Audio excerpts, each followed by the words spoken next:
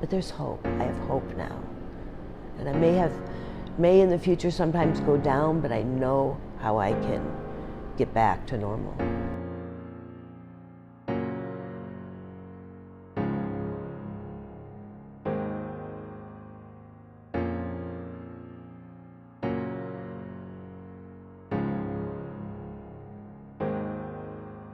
I didn't want to get out of bed.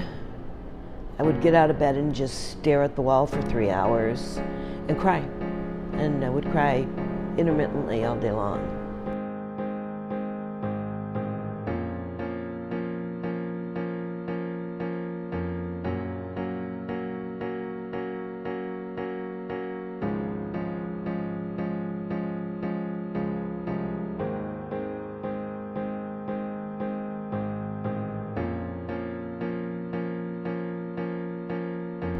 We tried switching medications.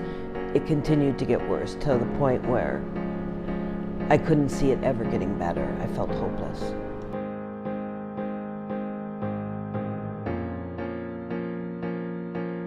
I heard about ketamine about 2 days before I came. I had not heard of it.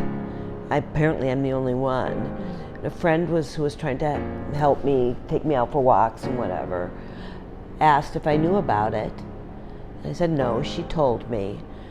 And so I did some research and found out that my husband has a client who does it. So my husband knew about it, but never made the association that it would help me.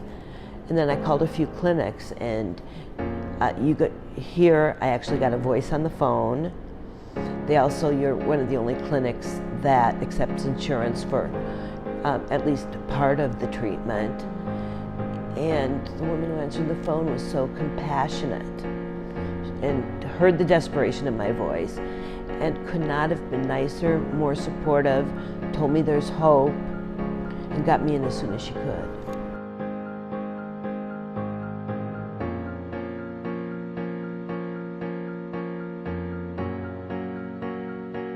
I felt better right away. I knew this was going to work after the first treatment. I started looking forward to things. I didn't feel suicidal. I felt like a participant, not somebody just watching life. And I started to feel like I used to feel many years ago.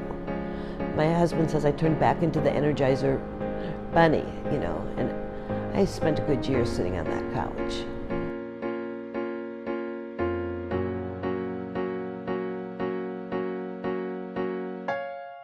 People have to know there's an answer to depression.